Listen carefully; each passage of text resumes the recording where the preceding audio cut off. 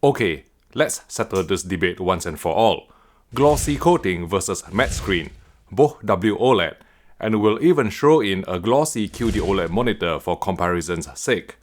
With a light box shining directly on these three 27-inch monitors, the ASUS XG27AQDM in the center with matte anti-glare coating clearly muted reflections in the most effective manner, diffusing the light such that defined edges of the reflected light box were reduced to fainter spread across a wider area on screen, whereas the reflection of the light box appeared distinctly clearer on the ASUS ROG Strix XG27AQDMG, which happens to be the world's first and only natively glossy WOLED monitor in July 2024. As expected, blacks on the Alienware AW2725DF QD-OLED monitor turned grey once hit by light, due to the lack of a polarizer which would otherwise interfere with quantum dot activation.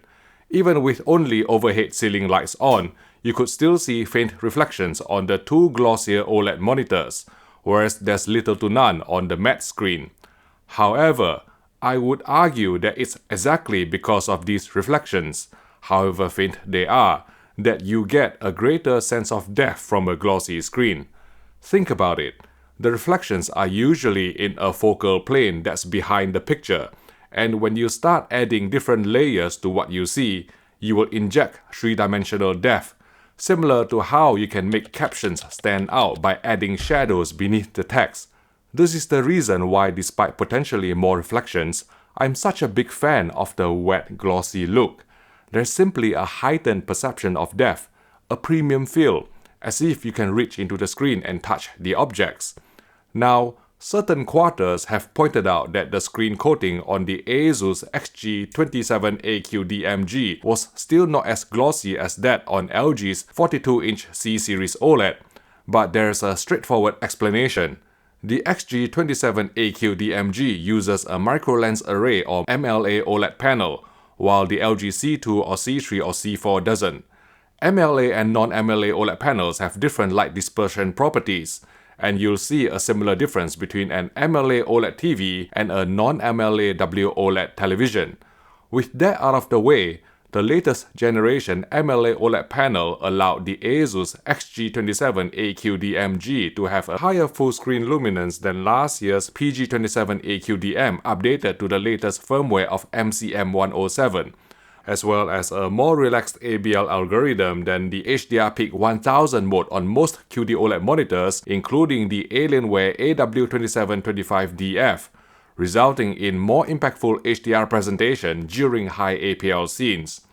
Selecting the Display HDR True Black mode on QD-OLED monitors would restore APL parity at the expense of bright highlight detail, since peak brightness would be capped to under 500 nits even on small window sizes.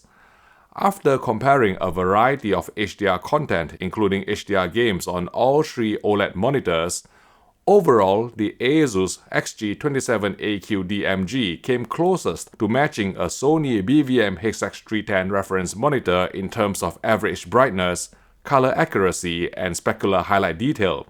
And surprisingly, the theoretical color luminance advantage of QD-OLED did not materialize to any noticeable degree, likely hampered by panel supplier Samsung Display's aggressive ABL management to reduce risk of OLED monitor burn-in. The HDMI ports on the ASUS XG27AQDMG are both HDMI 2.0 instead of HDMI 2.1, so refresh rate at native resolution would be capped at 144Hz over HDMI.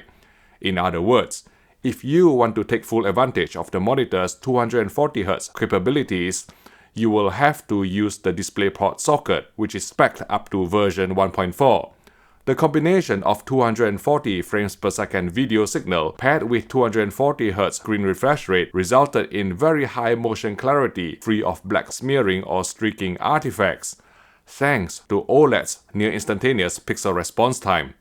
Before you lament the lack of HDMI 2.1 ports on the ASUS XG27AQDMG, using an SoC without HDMI 2.1 support is not without its own advantages, in that native 10-bit gradation was very good judging from this test pattern from the Display HDR app, albeit slightly worse near black.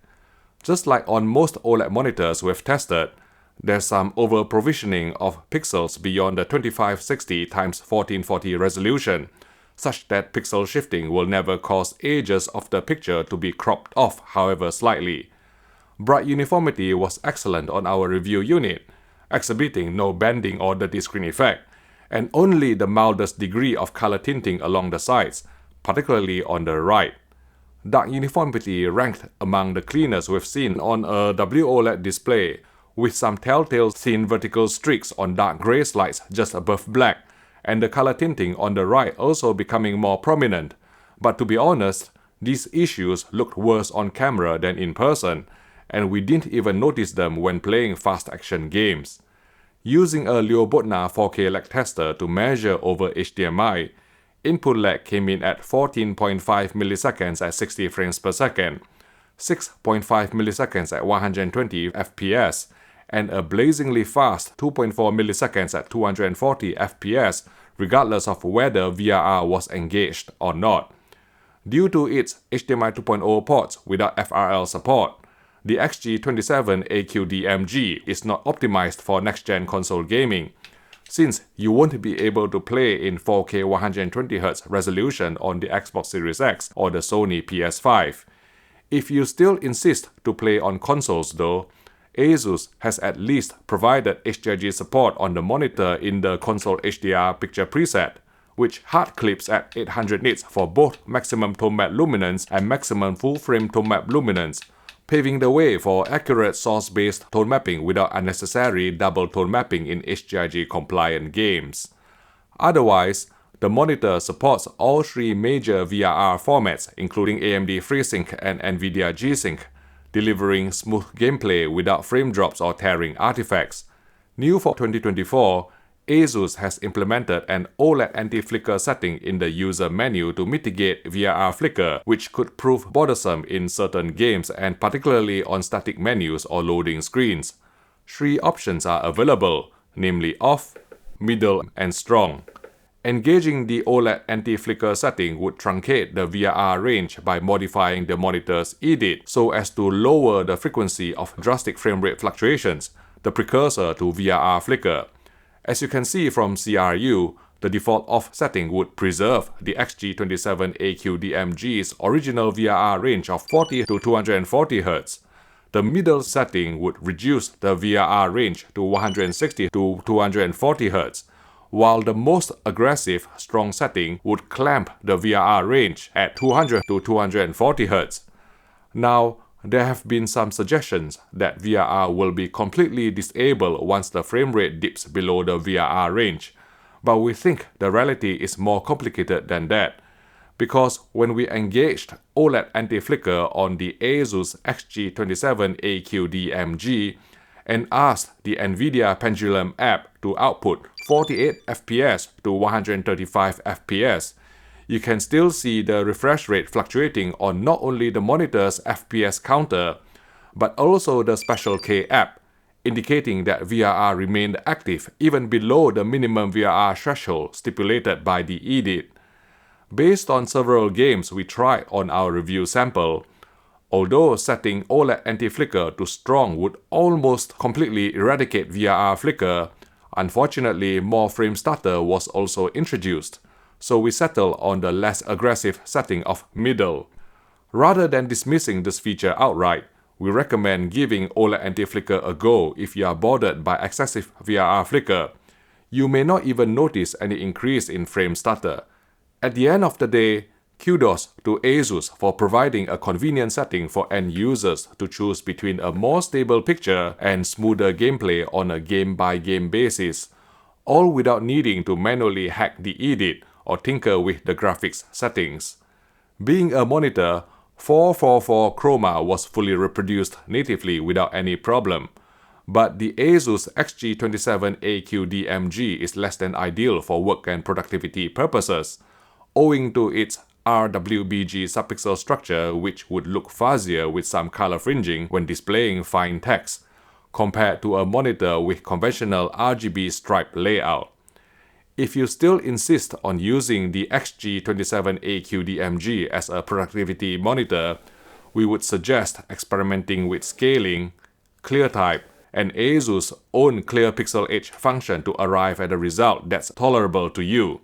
The monitor reproduced 24 FPS material correctly without telecinic judder, allowing for smooth presentation of slow panning shots in 24p films. However, we discovered that feeding a 24 FPS video signal to the monitor would cause shadow detail to be crushed in both SDR and HDR modes, compared to sending a 60 FPS video signal. This isn't a major problem since most owners are going to be sending multiples of 60 FPS from their PC to the monitor. But you may have to put up with some telecinic judder if you want to see more low-light detail in 24p movies. For PC gamers without a powerful enough rig, the ELMB black frame insertion setting is a viable option to improve the motion clarity of 120 FPS games, but you will have to give up HDR and VRR in the process. Color-wise, in HDR mode, most of the picture presets defaulted to a white color gamut, which is inaccurate, so we suggest switching to the sRGB Cal mode for improved color accuracy when playing SDR games or watching SDR content. For HDR, DCI-P3 color gamut coverage measured 96% in UV terms, whereas Rec 2020 coverage was 71%, which is slightly lower than the figures obtained on recent WOLED monitors, possibly caused by the new glossy coating. In HDR mode, most picture settings were grayed out and unadjustable, so you're basically stuck with ASUS factory calibration. 3 HDR picture presets are available, namely Gaming HDR, Cinema HDR, and Console HDR. Only the Cinema HDR mode adapted its HDR10 tone curve to max DML or maximum display mastering luminance metadata, so it should be the picture mode of choice for watching HDR movies with correct ST2086 metadata. As mentioned before, Console HDR applied a hard clip at panel peak luminance to facilitate source-based tone mapping.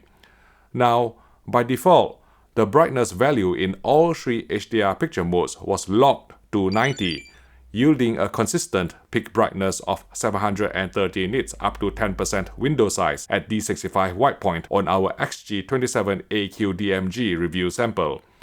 After enabling the brightness adjustable option, you can increase the brightness setting to the maximum value of 100, which would increase peak brightness close to 1200 nits on a 1% window. However, the HDR10 tone curve would track brighter than the ST2084 PQ reference when measured on small window sizes, leading to an inaccurate HDR presentation for small elements on screen. So we understand the decision by ASUS to lock the brightness setting on the monitor to 90 by default in HDR mode. Otherwise, ASUS has implemented a comprehensive array of anti-screen burn measures on the XG27AQDMG, ranging from screensaver and pixel cleaning compensation cycles to pixel shifting and logo luminance adjustment to mitigate permanent OLED burn-in. If these measures are not enough to give you peace of mind, the company is even throwing in a 3-year warranty that explicitly covers OLED burn-in. Let's sum up. There are many things to like about the ASUS XG27AQDMG, which is a substantial improvement over last year's PG27AQDM, delivering higher full-screen brightness, more accurate HDR colors, and significantly less polarization at certain tones. Moreover, the XG27AQDMG is the first and only WOLED monitor on the market with a natively glossy screen at the time I published this video in July 2024, imparting remarkable depth and contrast to images, and unlike QD-OLED monitors, its blacks won't turn gray when hit by ambient light.